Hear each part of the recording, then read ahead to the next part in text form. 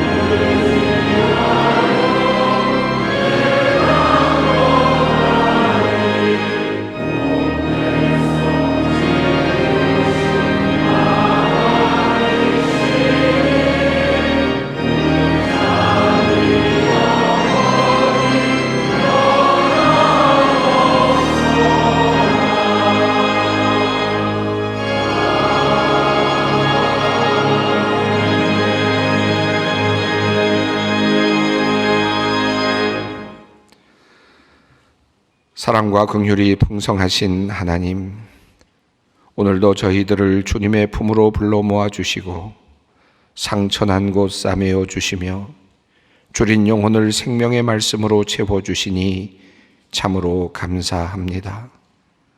아버지를 멀리 떠나 홀로 살아가던 길에서 갖은 풍랑과 시련을 맛보고 지친 모습으로 아버지의 집으로 돌아왔습니다. 더러워진 손을 보시고서도 덥석 잡아주시고 단내나는 우리의 입술에 입을 맞추어 주시니 참으로 감사합니다. 잘못된 길로 들어서서 진흙장과 같은 길을 걸었던 그 자국이 선명한 더러워진 신을 벗겨주시고 새로운 신을 신겨주시는 주님, 오늘도 참으로 부족한 죄인들이 주님의 은혜를 누립니다. 우리의 악한 행위를 아시는 주님, 우리를 불쌍히 여기시고 주님의 보혈로 우리의 모든 죄를 사하여 주시옵소서. 주님께서 원하시는 삶을 살지 못한 우리를 불쌍히 여겨주시고 또한 보혈의 은총을 마다하며 스스로 구원을 얻을 수 있는 듯 교만하게 살아온 우리를 용서하여 주시옵소서. 알고 지은 죄도 있사오나 모르고 지은 죄도 있습니다. 우리의 무지를 또한 용서하시고 주님의 보혈로 깨끗하게 씻어 주시옵소서. 지금은 하나님과 나만이 아는 죄를 생각하며 묵묵히 참회의 기도를 드립니다. 누가 정죄하리요? 죽으실 뿐 아니라 다시 살아나신 이는 그리스도 예수시니 그는 하나님 우편에 계신 자요 우리를 위하여 간구하시는 자시니라. 누가 우리를 그리스도의 사랑에서 끊으리요? 그러므로 이제 그리스도 예수 안에 있는 자에게 결코 정죄함이 없느니라. 아멘.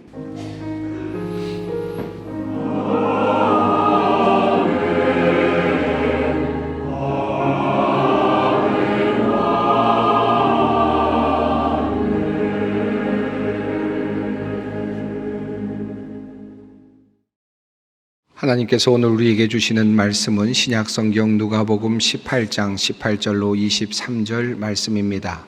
누가복음 18장 18절로 23절 말씀입니다. 이 계시의 말씀을 봉독할 때 다 함께 살아계신 하나님의 음성을 들으실 수 있기를 바랍니다. 어떤 관리가 물어 이르되 선한 선생님이여 내가 무엇을 하여야 영생을 얻으리이까? 예수께서 이르시되 내가 어찌하여 나를 선하다 일컫느냐? 하나님 한 분 외에는 선한 이가 없느니라. 내가 계명을 안 하니 간음하지 말라, 살인하지 말라, 도둑질하지 말라, 거짓 증언하지 말라, 내 부모를 공경하라 하였느니라. 여짜오되 이것은 내가 어려서부터 다 지키었나이다. 예수께서 이 말을 들으시고 이르시되 내게 아직도 한 가지 부족한 것이 있으니 내게 있는 것을 다 팔아 가난한 자들에게 나눠주라. 그리하면 하늘에서 내게 보화가 있으리라. 그리고 와서 나를 따르라 하시니 그 사람이 큰 부자이므로 이 말씀을 듣고 심히 근심하더라. 아멘. 오늘 읽은 본문 말씀은 공관복음, 그러니까 마태, 마가, 누가복음에 동일하게 나오는 본문 말씀입니다. 그런데 이 본문 말씀 속에는 참으로 안타까운 한 사람의 이야기가 들어 있습니다. 오늘 본문에 나오는 이 사람을 한마디로 표현한다면 예수를 만나고 실패한 사람이라고 그렇게 한번 이름을 붙여 볼 수 있을 것 같습니다. 성경을 보면 예수님을 만나고 성공한 사람들이 참 많이 있습니다. 예수님을 만나서 또 제자가 되었던 사람들도 있었고요. 또 예수님을 만나서 눈이 띄어져서 볼 수 있게 된 사람들도 있었고요. 또 예수님을 만나고 나서 귀가 열려서 들을 수 있게 된 사람들도 있었습니다.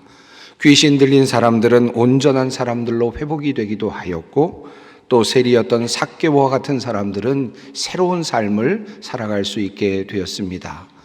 대부분 예수님을 만나고 성공했던 사람들이고 그의 인생이 바뀌어졌던 그런 사람들입니다. 그런데 오늘 본문에 나오는 이 사람은 예수님을 만나고 걱정거리가 생겼다라고 성경은 말씀하고 있습니다.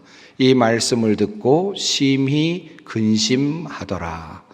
평행 본문인 마태복음과 마가복음은 이렇게 적고 있습니다. 이 말씀을 듣고 근심하며 가니라. 이 말씀으로 인하여 슬픈 기색을 띠고 근심하며 가니라. 이렇게 적고 있습니다. 어쩌다가 예수님을 만났는데 근심거리가 생겼을까요? 또 슬픈 모습으로 돌아갈 수밖에 없었을까요? 그는 사실 자신의 인생 가운데서 가장 중요한 시간을 가졌습니다. 예수님을 만나는 특별한 시간을 가질 수가 있었습니다. 엄청난 기회였습니다. 그런데 그만 그 엄청난 기회를 놓쳐버리고 말았습니다. 오늘 본문에 따르면 그는 나름 사회적 위치가 있는 그런 사람이었던 것 같습니다. 성경은 그가 어떤 관리였다라고 말하고 있고, 마태복음은 그가 젊은 청년이라고 말하고 있고요. 또 공의, 그 모든 본문들은 그가 큰 부자였다라고 말하고 있습니다. 오늘 본문 말씀은 그가 관리였다라고 분명하게 말씀하고 있습니다. 자, 그런데 그런 그가 정말 젊고 유능한 관리이며 큰 부자인 그가 또 생각까지 바른 모습으로 그가 예수님을 찾아오고 있습니다. 그는 영생을 어떻게 얻을 수 있을까? 어떻게 하면 구원을 얻을 수 있을까라고 하는 그 질문을 가지고 예수님을 찾아왔습니다.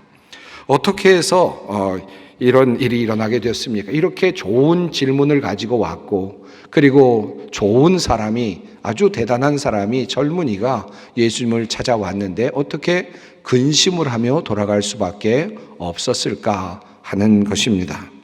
오늘 본문 말씀은 사실은 어떤 한 사람의 이야기입니다만은 복음의 진수가 깊이 담겨져 있는 보물과도 같은 말씀이라고 할 수 있습니다.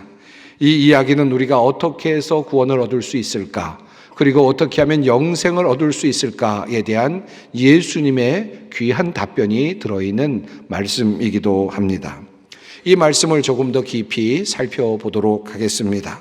어떤 관리가 예수님을 찾아왔습니다. 그런데 그 예수님을 찾아오는 장면 바로 앞에는 어린아이들에 관한 이야기가 나옵니다. 어린아이들이 예수님을 향하여 마구 달려들었는데 제자들이 그것을 보고 그 어린아이들을 막아서지요. 그런데 예수님께서는 그 어린아이들을 막지 말라고 말씀하십니다. 어린아이들이 내게 오는 것을 용납하고 금하지 말라라고 그렇게 말씀을 하시죠. 이와 같이 어수선한 상황 속에서 한 관리, 젊은 청년이 찾아왔습니다. 그는 예수님을 찾아와서 아주 중요한 질문을 던졌습니다. 선한 선생님이여, 내가 무엇을 하여야 영생을 얻으리까? 어린아이는 그냥 막 예수님께 달려들었겠죠. 그런데 그러니까 제자들이 나서서 막지 않았겠습니까? 반면에 이 관리는 매우 세련되고 그리고 매우 중요한 질문을 던집니다. 무엇을 하여야 영생을 얻을 수 있습니까? 예수님께 나왔던 그 어떤 사람도 이처럼 귀중한 질문을 던졌던 사람은 사실은 없었습니다. 그저 사람들이 저 태어나면서부터 보지 못하는 것 누구의 죄 때문입니까? 이렇게 묻는 사람들이 있었고, 왜 안식일에 미리삭을 잘라서 먹는 것입니까? 라고 묻는 사람들이 있었고, 왜 안식일에 손 마른 사람을 고쳤습니까? 라고 묻는 사람들은 있었을지 모르지만 예수님께 나와서 어떻게 하면 영생을 얻을 수 있습니까? 라고 물었던 이처럼 멋진 질문을 했던 사람은 사실은 없었죠. 영생에 대한 질문을 던집니다. 그런데 그만 그 질문에 대하여 예수님께서 대답하시는 장면, 그리고 마지막에는 그가 근심을 하고 돌아가게 됩니다. 자, 예수님께 나와서 어떻게 하면 영생을 얻을 수 있겠습니까? 라고 물었을 때 예수님께서는 이렇게 대답을 하십니다. 내가 계명을 안 하니 간음하지 말라, 살인하지 말라, 도둑질하지 말라, 거짓 증언하지 말라, 내 부모를 공경하라 하였느니라. 예수님께서는 구약의 율법을 말씀하시면서 먼저 그 대화를 이어가셨습니다. 내가 알고 있는 그 율법 있지 않느냐? 그 율법을 제대로 잘 지키기만 한다면 네가 원하는 영생을 얻을 수 있을 것이야. 네가 원하는 구원을 얻을 수 있을 것이야 라고 하는 말씀이었습니다. 그러자 관리는 이렇게 대답을 합니다. 여짜오되 이것은 내가 어려서부터 다 지켰나이다. 그는 이렇게 이야기합니다. 어려서부터. 그러니까 그는 어려서부터 한 번도 이 계명을 어긴 적이 없었다라고 하는 말을 담고 있습니다. 그의 말은 거짓말은 아니었을 것입니다. 영생의 문제를 고민하면서 예수님까지 찾아온 젊은이입니다. 그러니 그의 행실이 얼마나 발랐겠습니까? 얼마나 선했겠습니까? 그는 그 어떤 율법도 지키면서 거스르지 아니하고 온전하게 지키며 살아왔을 것입니다. 자, 그래서 그는 자신 있게 내가 다 지켰다라고 그렇게 말씀을 하지요. 자, 그럼에도 불구하고 그에게는 무언가 한 가지 부족하다라는 생각이 아마도 마음속에 자리하고 있었던 것 같습니다. 이렇게 해서 내가 구원을 얻을 수 있나라는 그런 생각을 했던 것 같습니다. 마태복음 이와 같은 그의 마음을 이렇게 표현해 주고 있습니다. 이 모든 것을 내가 지키었사온데 아직도 무엇이 부족하니까? 라고 이렇게 묻죠. 그러자 예수님께서 이렇게 대답을 하십니다. 내게 아직도 한 가지 부족한 것이 있으니 내게 있는 것을 다 팔아 가난한 자들에게 나누어 주라. 그리하면 하늘에서 내게 보화가 있으리라. 그리고 와서 나를 따르라. 이 젊은 청년 관원이 마음속에 무엇인가 부족하다라는 생각을 하고 있었습니다. 그러자 예수님께서는 그 말에 그 마음에 동의를 하시면서 너에게 정말 부족한 것이 하나 있어 라고 말씀을 하시는 거죠. 그리고 해결책을 제시하셨습니다. 그 부족한 것을 메울 수 있는 길을 열어주십니다. 내가 가지고 있는 모든 재산을 다 팔아서 가난한 자들에게 나누어 주어라 라고 말씀을 하십니다. 여러분, 이 말씀의 의미는 무엇일까요? 그는 분명히 도둑질하거나 또는 살인하거나 거짓 증언하거나 하지 않았을 것입니다. 부모님도 잘 공경하며 모셨을 것입니다.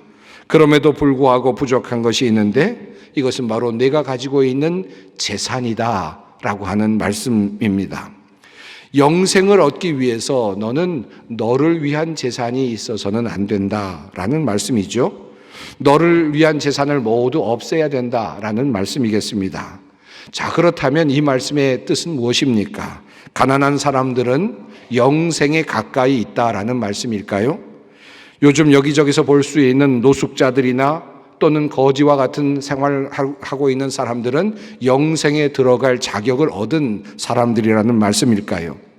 그렇게 돈이 없고 아무것도 가지고 있지 않은 사람들은 자동적으로 구원에 이를 수 있다는 말이겠습니까? 그런 사람들을 칭찬하시는 말씀일까요? 이 주님의 말씀을 보다 더 분명하게 이해하기 위해서 우리는 예수님께서 율법에 대해서 무엇이라고 말씀하셨는지, 특별히 십계명과 관련해서 어떤 말씀을 하셨는지를 주의 깊게 살펴볼 필요가 있습니다. 왜냐하면 오늘의 이야기 속에 이 십계명의 그 계명의 내용들이 들어있기 때문입니다.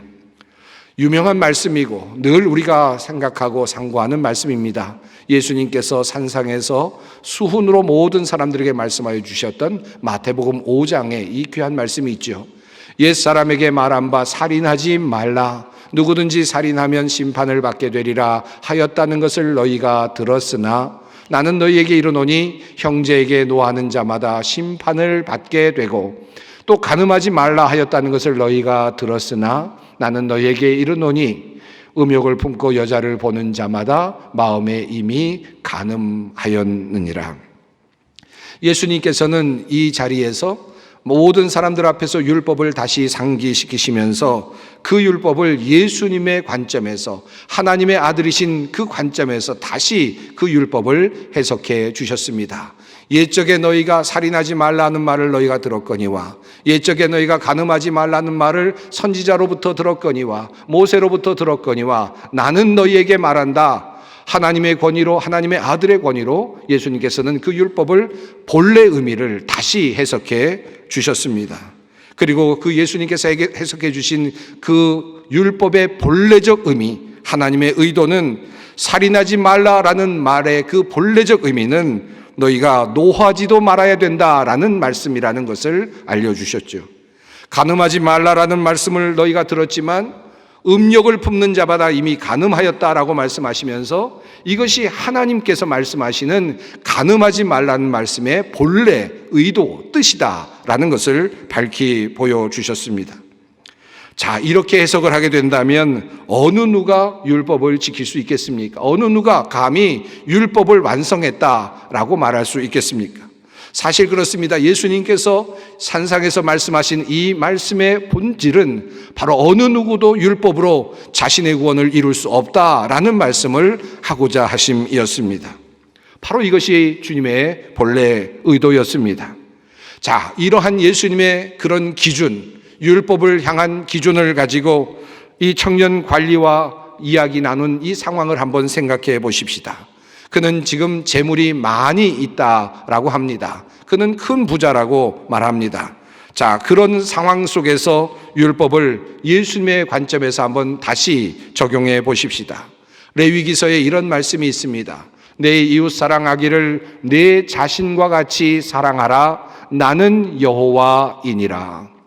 과거에 이 말씀을 읽으면서 구약의 백성들, 이스라엘 백성들은 내 이웃을 내 몸과 같이 사랑한다라는 것을 실천하면서 자신들이 생각하기에 어려운 이웃들을 구제하곤 했습니다. 어려운 사람들을 많이 도와주곤 했습니다. 자, 그런데 이 말씀을 예수님의 관점에서 해석한다면 어떻게 되겠습니까? 내가 정말 내 이웃을 내 몸과 같이 사랑한다면 어떻게 너만을 위한 재산이 남아있을 수 있겠느냐? 라고 하는 말씀이 아니겠습니까? 내가 내 이웃을 너의 몸과 같이 똑같이 대우하고 있다면 어떻게 너만을 위한 재산을 따로 둘 수 있겠느냐라는 말씀으로 해석을 할 수 있을 것입니다. 그러니 예수님께서 말씀하시는 거죠. 내가 가지고 있는 모든 재산을 다 팔아서 가난한 사람들에게 나누어 주라는 것입니다. 이것이 바로 율법을 바르게 지키는 길이다라는 사실을 그가 생각하기에 한 가지 부족한 것이라는 것을 알려주시는 것입니다. 여러분, 가능합니까? 인간적으로 불가능한 것을 말씀하시는 것이죠. 물론 역사 속에는 이와 같은 말씀에 감동을 받고 자기 자신이 가지고 있었던 모든 재산을 다 팔아서 가난한 사람들에게 나누어 주고 수도원에 올라가서 거룩한 생활을 하였던 성스러운 성인들이 상당히 많이 있습니다. 사실 그런 사람들은 대단한 결단을 했던 사람들이라고 할 수 있을 것입니다. 하지만 그렇다고 해서 그것만으로 그가 영생을 얻었다라고 그렇게 판단할 수 있을까요? 만약에 어떤 부자가 있습니다. 이러한 말씀에 감동을 받아서 전 재산을 팔아서 가난한 자들에게 나누어 주고 수도원에 들어갔다라고 한번 생각해 보십시오. 그렇게 함으로써 나의 이웃을 나의 몸과 같이 사랑하는 것을 실천할 수 있었다라고 한번 생각해 보십시다. 그러면 구원을 얻을 수 있었을까요? 그러면 영생을 얻을 수 있었을까요? 예수님께서, 하나님께서 말씀하셨던 간음하지 말라라는 말씀은 어떻게 됩니까? 살인하지 말라라는 말씀은 어떻게 됩니까? 조금이라도 노하는 것이 살인하는 것이요, 음욕을 품는 것이 간음한 것이라고 말씀하셨는데, 과연 모든 재산 다 팔아서 수도원에 들어갔다 하더라도 과연 그것을 이겨낼 수 있었을까요? 그런 생각을 다 없애버릴 수 있었을까요? 아마도 그는 어쩌면 또 실패자가 되고 말았을 것입니다. 그러므로 우리 주님께서 말씀하시는 것은 우리 인간이 율법을 지킴으로 구원에 이룰 수 없다라는 사실을 분명하게 우리에게 말씀하시고자 하시는 것입니다. 이러한 관점은 이 젊은 관원이 근심하며 예수님을 떠난 다음에 예수님께서 하시는 말씀 가운데 보다도 명료하게 드러납니다. 예수님께서 이렇게 말씀하셨습니다. 재물이 있는 자는 하나님의 나라에 들어가기가 얼마나 어려운지, 낙타가 바늘귀로 들어가는 것이 부자가 하나님의 나라에 들어가는 것보다 쉬우니라. 이렇게 말씀을 하시자 사람들이 말을 하였습니다. 듣는 자들이 이르되 그런즉 누가 구원을 얻을 수 있나이까? 솔직한 그들의 생각이었습니다. 어떻게 이 정도로 말씀하시면 어느 누가 구원을 얻을 수 있단 말입니까? 라는 판단을 하게 된 것이죠. 주위의 사람들이 모두 그와 같은 말을 하였습니다. 그러자 예수님께서 뭐라고 말씀을 하십니까? 이르시되 무릇 사람이 할 수 없는 것을 하나님은 하실 수 있느니라. 이것이 주님께서 하신 말씀입니다. 이 말씀은 무슨 뜻입니까? 구원은 사람이 이루어낼 수 없다라는 말씀이고, 구원은 하나님으로부터 오는 선물이다 라고 하는 말씀입니다. 하나님만이 우리를 위한 구원을 이루어내실 수 있다라고 하시는 말씀이기도 합니다. 아무리 젊은 부자 관원이라도, 그리고 그가 영생에 대한 지대한 관심을 가지고 철학적이고 사변적으로 고민하고 연구한다 할지라도 그는 구원에 이룰 수 없었습니다. 참으로 안타깝지만 이것이 성경이 우리에게 전하는 구원과 영생과 관련된 하나님의 가르침입니다. 이것이 다른 종교와 기독교를 구별하는 매우 중요한 잣대이기도 합니다. 예수님께서 하시는 말씀은 내가 가진 모든 재산을 팔아서 가난한 자들에게 나누어 주라는 말씀이었습니다. 그런데 많은 다른 종교에서도 이와 같은 가르침을 지혜의 말씀으로 가르치고 있기도 합니다. 그리고 많은 사람들에게 다가가고 있습니다. 또한 한편으로는 나라고 하는 이 존재와 가난한 이웃이라고 하는 존재를 일치시키는 지혜를 말하는 종교들도 많이 있습니다. 내가 점점 더 커져서 다른 이웃과 하나가 됨을 경험할 때, 내가 점점 나의 자아가 점점 더 커져서 결국 모든 피조 세계와 하나 되는 경험을 할 때 진정한 구원에 이른다라고 말하는 그와 같은 종교들도 상당히 많이 있습니다. 그리고 그와 같은 것을 구원의 단계로 천명하는 종교들도 꽤 많이 있습니다. 예수님도 어쩌면 이와 같은 다른 종교에서 말하는 그와 같은 구원의 길을 율법의 길을 통해서 말씀하고 계신다고 할 수 있겠습니다. 그러나 이 모든 시도, 그러니까 이 모든 훈련이나 이와 같은 명상이나 이와 같은 노력은 사실은 우리의 구원을 이룰 수 없다라는 말씀을 분명하게 하고 계시는 것입니다. 자, 그렇다면 우리는 어떻게 하면 구원을 얻을 수 있습니까? 우리는 어떻게 하나님의 나라에 들어갈 수 있다는 것입니까? 어떻게 영생의 축복을 누릴 수 있다는 것입니까? 누가복음에 따르면 부자 관리가 예수님을 찾아온 이야기 앞과 뒤에 매우 중요한 단서가 있음을 우리가 보게 됩니다. 이 두 이야기가, 앞과 뒤에 있는 이야기가 우리에게 예수님을 통해서 구원을 얻는 그 방법을 알려주고 있습니다. 우선 예수님께 달려나왔던 어린아이의 이야기가 앞부분에 있었다고 말씀을 드렸습니다. 제자들이 막아섰을 때 예수님은 제자들에게 이렇게 말씀을 하셨습니다. 어린아이들이 내게 오는 것을 용납하고 금하지 말라. 하나님의 나라가 이런 자의 것이니라. 내가 진실로 너희에게 이르노니 누구든지 하나님의 나라를 어린아이와 같이 받아들이지 않는 자는 결단코 거기 들어가지 못하리라 하시니라. 어린아이들이 오는 것을 금하였던 제자들을 향하여 주신 예수님의 말씀입니다. 그런데 이 말씀 속에 하나님의 나라라고 하는 표현이 2번 반복해서 나타나고 있습니다. 하나님의 나라가 이런 자의 것이니라 라고 말씀하셨고, 어린아이와 같이 되지 아니하면 하나님의 나라에 들어갈 수 없다라고 하는 말씀을 하셨습니다. 흥미롭게도 예수님께 찾아왔던 관원, 그 젊은이가 돌아간 다음에 예수님께서는 이와 같은 말씀을 이어가십니다.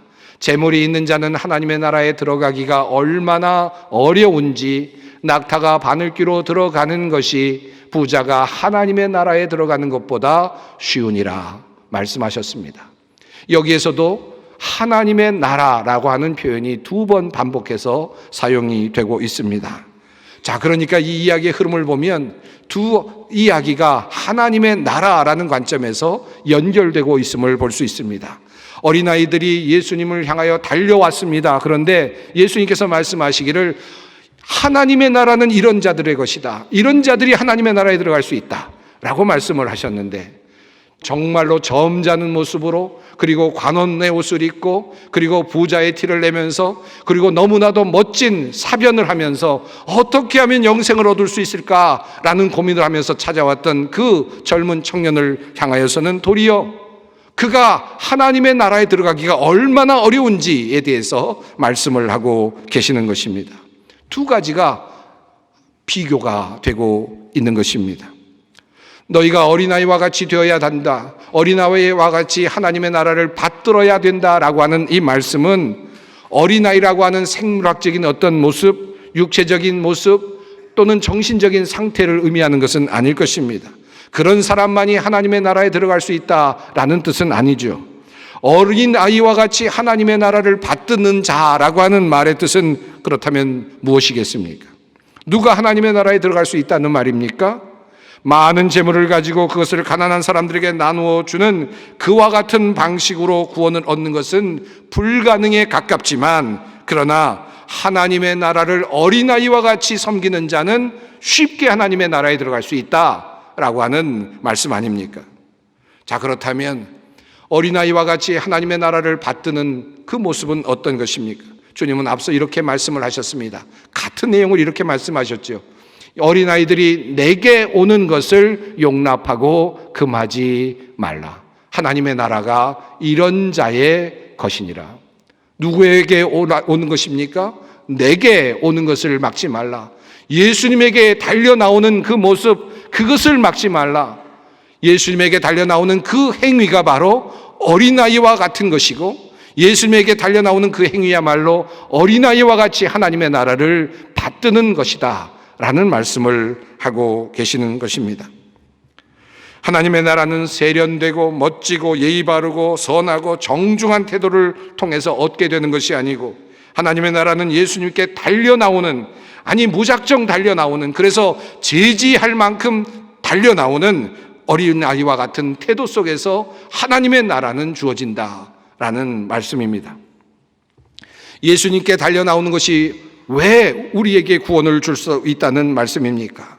예수님께서는 부자 청년 관원이 슬픈 기색을 띠고 돌아간 다음에 뜬금없이 이와 같은 말씀을 하셨습니다.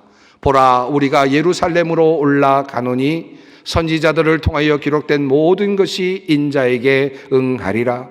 인자가 이방인들에게 넘겨져 희롱을 당하고 능욕을 당하고 침뱉음을 당하겠으며 그들은 책지질하고 그를 죽일 것이나 그는 3일 만에 살아나리라. 옛날에 하나님께서 이미 예정하셨던 그 일이 이루어질 것을 말씀하십니다. 내가 이제 예루살렘으로 올라갈 것이고 이제 기록된 모든 것이 응하게 될 것이다. 하나님께서 계획하셨던 그 구원의 계획이 이루어질 것이라는 말씀입니다.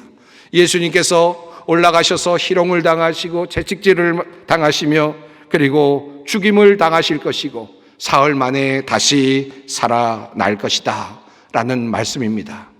예수님께서 그렇게 하시기에 예수님이 바로 구원의 통로가 될 것이다 라고 하는 말씀입니다. 그런데 재미있게도 성경을 보면 이 말씀을 하실 때 제자들이 하나도 깨닫지 못하였다라고 말씀합니다. 그 말씀이 감추어졌기 때문에 그들이 주님께서 이르신 그 말씀을 알아듣지 못했다라고 그렇게 말씀하고 있습니다. 사실 이것은 하나님께서 우리에게 주시는 비밀스러운 신비입니다. 하나님께서 우리에게 눈을 열어주셔야만 볼 수 있는 것이고 우리에게 귀를 열어주셔야만 알아차릴 수 있는 것입니다. 그래서 예수님께서 이렇게 말씀하셨을 때 제자들은 그 당시에는 그 말씀이 무슨 뜻인지 알아듣지 못했다. 구원에까지 도달하지 못했다라고 그렇게 말씀하고 있습니다. 예수 안에 생명이 있고 예수 안에 구원이 있고 예수 안에 영생의 비결이 있습니다. 왜냐하면 예수님께서 우리를 위하여서 십자가를 지시고 그리고 죽으시고 사흘 만에 죽음을 이기시고 다시 살아나셨기 때문입니다. 인간이 받아야 될 율법의 모든 짐을 지시고 인간이 결국은 율법을 이루지 못해서 져야 될 모든 짐, 모든 벌을 지고 예수님께서 대신 돌아가시고 사흘 만에 다시 살아나셨기 때문입니다. 예수님을 통해서 우리는 하나님과 화목하게 되었고 예수님 안에서 우리는 구원의 길을 얻게 되었기 때문입니다. 그러므로 사람이 할 수 없는 것을 하나님은 하실 수 있다라는 말씀은 십자가의 사건을 말씀하고 있는 것입니다. 바로 하나님께서 우리에게 구원을 주신다는 말씀입니다. 그리고 이어지는 말씀, 사건이 하나 있습니다. 그 이야기는 맹인을 고치시는 예수님의 이야기입니다. 이 이야기는 구원에 이르는 길에 관한 하이라이트라고도 할 수 있겠습니다. 여리고로 가는 길에서 맹인이 예수께서 지나가신다는 소식을 듣고는 그는 예수님이 누구신지 제대로 알지도 못했는데 보지도 못했는데 예수님을 향하여 이렇게 크게 외칩니다. 다윗의 자손 예수여 나를 불쌍히 여기소서. 그는 한 번뿐이 아니었습니다. 다시 그는 크게 외쳤습니다. 다윗의 자손 예수여 나를 불쌍히 여기소서. 그러자 예수님께서 그를 고쳐주시면서 이렇게 말씀하셨습니다. 보라, 내 믿음이 너를 구원하였느니라. 한 젊은 청년 관원은 예수님께 와서 고상한 질문을 던졌습니다. 어떻게 하면 내가 영생을 얻을 수 있겠습니까? 어떻게 하면 내가 구원을 얻을 수 있겠습니까? 그렇게 물었습니다. 그러나 그는 예수님을 향하여 나를 구원해 주십시오, 나를 불쌍히 여겨주십시오라고 말하지는 않았습니다. 그러나 이 맹인은 주님을 향하여 그가 누구인지도 제대로 알지 못했을 텐데 그는 예수님을 향하여 외쳤습니다. 나를 불쌍히 여겨주십시오. 다윗의 자손 예수여 나를 긍휼히 여겨주십시오. 이것이 그를 구원했습니다. 이것이 바로 그에게 영생의 복을 받도록 해 주었습니다. 사랑하는 성도 여러분, 영생의 길이 어디에 있습니까? 구원의 길이 어디에 있습니까? 우리가 사변을 통해서나 선한 행위를 통해서나 어떤 일을 통해서 얻을 수 있는 것이 아닙니다. 우리가 스스로 노력해서 받을 수 있는 것은 없습니다. 그저 주님은 말씀하십니다. 어린아이와 같이 달려들어라. 예수님께 나오라는 것입니다. 그리고 예수님 앞에 나오면서 주님께 부르짖으라는 것입니다. 다윗의 자손 예수여 나를 불쌍히 여겨 주십시오. 그럴 때 주님께서는 그를 맞아주시고 안아주시고 그에게 영생을, 구원을 선물로 주십니다. 이것이 우리가 믿고 있는 구원의 비밀이며 우리 기독교가 자랑하고 있는 구원의 신비입니다. 우리의 구원은 예수 그리스도 안에 숨겨져 있습니다. 예수께로 나오는 모든 사람은 그러므로 구원을 얻게 될 것입니다. 그러므로 마지막으로 성경 말씀을 읽어드립니다. 누구든지 주의 이름을 부르는 자는 구원을 받으리라. 아멘. 기도하겠습니다. 사랑이 많으신 하나님, 우리의 노력이나 우리의 희생이 아닌 주님의 희생과 죽으심으로 우리가 나음을 얻었고 구원을 얻게 하시니 감사합니다. 주님을 향하여 어린아이와 같이 달려나가는 우리가 되기를 원합니다. 여리고길에서 주님께 부르짖었던 맹인처럼 주님을 향하여 나를 불쌍히 여겨달라고 외치기를 원합니다. 작은 믿음이오나 주님 향하여 나가는 우리의 믿음 보시고 우리를 구원하시며 은혜를 내려 주시옵소서. 예수님의 이름으로 기도드립니다. 아멘. 찬송가 498장 부르시겠습니다.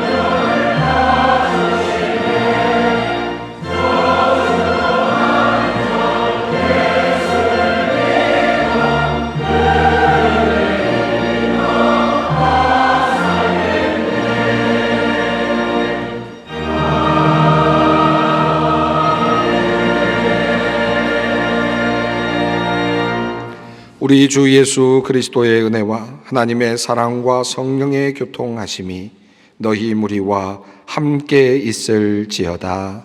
아멘.